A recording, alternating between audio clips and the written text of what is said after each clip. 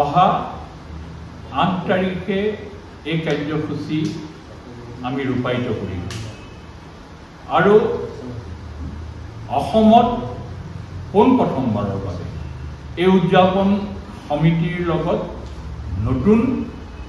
পুৰুষক বা ছাত্ৰ ছাত্ৰীসকলক বিশেষভাৱে জড়িত কৰা হৈছে যিটো এই মুহূৰ্তলৈকে মই নাজানো ইমান সংগঠিত ৰূপত হৈছে বুলি কিন্তু মই কেইবাটাও বিশেষ দিশৰ পৰা মই গম পাইছোঁ যে আমি কিতাপবোৰত যি ধৰণে ছাত্ৰ ছাত্ৰীসকলৰ মাজত তেখেতৰ ভিতৰ যিটো আখৰা এইটো ক'তো হোৱা নাই আৰু তাৰ দ্বাৰা নতুন পুৰুষক আমি ভূপেন হাজৰিকা সম্পৰ্কে ভূপেন হাজৰিকাৰ গীত সম্পৰ্কে হাজাৰ হাজাৰ ল'ৰা ছোৱালীক আমি জনাবলৈ সক্ষম হৈছোঁ ইতিমধ্যে বিভিন্ন আমাৰ কিতাপবোৰৰ সংগীত শিল্পীসকলে প্ৰায় 8টা দল গঠন কৰি দৈনিক 3-4খনকৈ স্কুলত এই গীতৰ আখৰা কৰিছে য'ত সকলোখিনি ছাত্ৰ ছাত্ৰীৰ অকুণ্ঠ সহযোগ বিদ্যালয় কৰ্তৃপক্ষৰ অকুণ্ঠ সহযোগে আমাক যথেষ্ট আপ্লুত কৰিছে আৰু এই বিদ্যায়তনিক কাৰ্যসূচীৰ দ্বাৰা যিহেতু নতুন পুৰুষসকলে 40ৰ ঊৰ্ধৰ ব্যক্তিসকলে ভূপেন হাজৰিকাক যি ধৰণে বুজি পায় 30ৰ তলৰ 35ৰ তলৰ সকলে এই ধৰণেৰে তেখেতসকলে ইমান বেছি ধৰণে জ্ঞাত নহয় যিটো কথাৰ ফলত আমি ভূপেন হাজৰিকাক নতুন পুৰুষলৈ লৈ যোৱা সম্ভৱ হৈছে আৰু সকলোতকৈ ডাঙৰ কথা আৰু এটা যে আমি চাহ বাগিচাবিলাকতো এই সম্পৰ্কে আমি প্ৰশিক্ষণ দিয়াৰ ব্যৱস্থা হৈছে আজি ইতিমধ্যে অসম চাহ মজদুৰ সংঘৰ প্ৰেক্ষাগৃহত তেখেতসকলে গীতৰ আখৰা কৰিছে আৰু কাইলৈৰ পৰা সেই বিষয় আৰম্ভ হ'ব চাহ জনগোষ্ঠীসকলৰ মাজলৈও ভূপেন হাজৰিকাক লৈ যোৱাৰ গীতৰ জৰিয়তে আমাৰ এটা পৰিকল্পিতভাৱে আমি প্ৰচেষ্টা হাতত লৈছোঁ গতিকে এই দুটা কাৰ্যসূচীৰ বিদ্যায়তনিক দিশৰ যিটো মূল্যাংকন মই ভাবোঁ যে ই যথেষ্ট দৃঢ় আৰু যথেষ্ট আপ্লুত হ'ব লগা আৰু জনজীৱনৰ মাজলৈ লৈ যোৱাৰ আমাৰ ই এক আন্তৰিকতাপূৰ্ণ প্ৰচেষ্টা দ্বিতীয়তে অহা 8 তাৰিখে পুৱা 7:05 পৰা বাগিচাসমূহত তেখেতৰ এই গীতসমূহৰ এটা আনুষ্ঠানিক ৰূপ লৈ তেখেতসকলে আমাৰ বাগিচাৰ লোকসকলে কাম কৰিবলৈ যাব 9 বজাত তিতাবৰৰ সকলো হাইস্কুলতেই তেখেতৰ প্ৰতিচ্ছবিত মাল্যাৰ্পণ কৰাৰ পিছত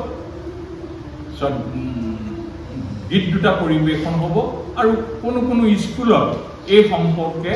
5-10 মিনিটৰ এটা বক্তৃতাও হ'ব যেহেতু আমি বিদ্যায়তনিক কাৰ্যসূচীত আমি কোনো ধৰণৰ জ্যোতি নেপেলাবৰ বাবে তাত আমি বেছি সময় ল'ব বিচৰা নাই গতিকে এই পুৱা বেলাতেই এই গীতৰ কাৰ্যসূচী আৰু শ্ৰদ্ধাঞ্জলিৰ যোগেদি তিতাবৰৰ সকলো হাইস্কুলৰ আমাৰ মাত্ৰ এখন স্কুলে অকণমান আপত্তি কৰিছে তাৰ বাহিৰে সকলোৱে এই স্কুলৰ ইতিমধ্যে হৈ গৈছে কি কি নহওক তাৰপিছত 8 তাৰিখে এই কাৰ্যসূচী পুৱা 7 বজাত বাগিচা আৰু 9 বজাত হৈ যোৱাৰ পিছত 10 বজাত বোকাহোলা বাগিচা খেলপথাৰত আনুষ্ঠানিকভাৱে শ্ৰদ্ধাঞ্জলি জনোৱা হ'ব আৰু এই শ্ৰদ্ধাঞ্জলিত আমি গীত আৰু ভূপেন হাজৰিকাৰ গীতৰ দ্বাৰা আবৃত্তি পৰিৱেশন কৰা হ'ব এই শ্ৰদ্ধাঞ্জলি আৰু এখন সৰ্বধৰ্মীয় প্ৰাৰ্থনা সভা অনুষ্ঠিত হ'ব এই তিনিটা কাৰ্যসূচীৰ পিছত 11 বজাৰ 10:30 বজাৰ পৰা নাম প্ৰসংগ হ'ব যেহেতু অসমীয়া সমাজ জীৱনত আমি কিবা এটা কৰিবলৈ লওঁতে এভাগ নামেৰেই আৰম্ভ কৰা হয় এই ব্যৱস্থাৱলী য'ত ভূপেন হাজৰিকাই শংকৰদেৱক লৈ প্ৰথমটো গীত পৰিৱেশন কৰিছিল সেই আমি পৰম্পৰা আৰু ৰক্ষা কৰি আমি এষাৰ নামেৰে আমাৰ এই কাৰ্যসূচী আৰম্ভ হ'ব এই কাৰ্যসূচী সমাপন হোৱাৰ পিছত উল্লেখযোগ্যভাৱে 2:30 বজাৰ পৰা 3 বজাৰ বা দুটা আমি 15 মিনিট সময় ধৰিছোঁ 2:30 বজাৰ পৰা 3 বজাৰ ভিতৰত তিতাবৰ চাৰিআলিৰ পৰা তিনিআলিলৈ মানৱ শৃংখলৰ দ্বাৰা সকলো ছাত্ৰ ছাত্ৰী যুৱক যুৱতী বৃদ্ধ আবাল বৃদ্ধ বনিতা সহিতে আমি একেলগে এই 3 কিলোমিটাৰ ৰাস্তাত আমি ভূপেন হাজৰিকাৰ গীত পৰিৱেশন কৰা হ'ব আৰু সন্ধিয়া 6 বজাত বন্তি প্ৰজ্বলন হ'ব। ইয়াৰ ভিতৰতে আমি ভূপেন হাজৰিকা সন্দৰ্ভত সকলো ছাত্ৰ ছাত্ৰীৰ মাজত আমি ক্লাছ 4ৰ পৰা 6লৈ ডক্টৰ ভূপেন হাজৰিকা আৰু তাৰ ওপৰখিনিৰ মাজত ডক্টৰ ভূপেন হাজৰিকা আৰু অসম এই সম্পৰ্কে এটা ৰচনা প্ৰতিযোগিতাও অনুষ্ঠিত হ'ব। এইকেইটা কাৰ্যসূচীৰ জৰিয়তে আমি তিতাবৰত ডক্টৰ ভূপেন হাজৰিকাৰ বছৰজোৰা কাৰ্যসূচীৰ আমি শুভাৰম্ভ কৰিব বিচাৰিছোঁ। এই কাৰ্যসূচী আমি সকলো স্তৰৰ লোকৰ আন্তৰিকতাপূৰ্ণ সহযোগ কামনা কৰিছোঁ, যিজন ব্যক্তিৰ জৰিয়তে অসমৰ সমাজ জীৱনলৈ সত্ৰীয়া নৃত্যক ৰাষ্ট্ৰীয় নৃত্যৰূপে প্ৰতিষ্ঠা কৰিবলৈ সক্ষম হ'ল। তাৰ যিটো আবিধানিক যিবিলাক পৰিচয় ভূপেন হাজৰিকা নোহোৱাহেঁতেন এই কাৰ্য সমৰ্থিত নহ'লহেঁতেন। ভাৰতবৰ্ষৰ সকলোতকৈ অসামৰিক সন্মান ভাৰত ৰত্নৰ দ্বাৰা বিভূষিত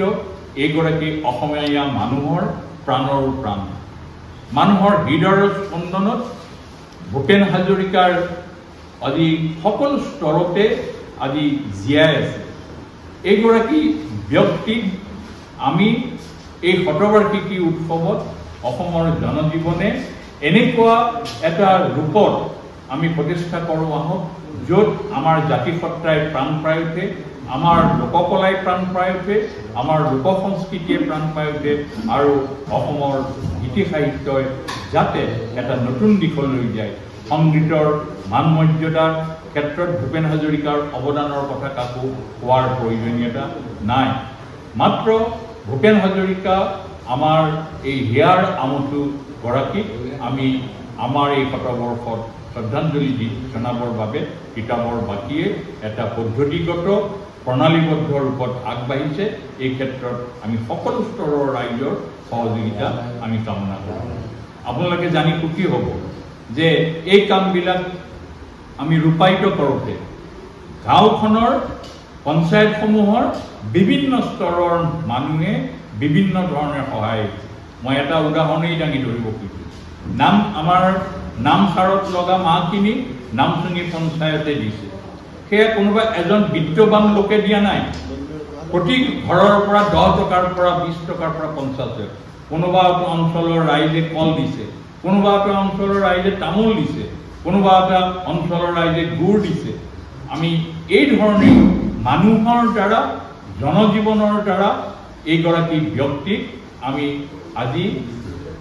এই শতবাৰ্ষিকী পালন কৰিবলৈ আগবাঢ়িছোঁ। মই পুনৰ উল্লেখ কৰিব বিচাৰিছোঁ যে আমি মানুহৰ দ্বাৰা আৰু মানুহৰ জৰিয়তে আৰু সকলো স্তৰতে সৰ্বস্তৰতে ৰাইজ সৰ্বস্ব নীতিৰে ডক্টৰ ভূপেন হাজৰিকাৰ এই কাৰ্যসূচী আমি ৰূপায়িত কৰিবলৈ আগবাঢ়িছোঁ।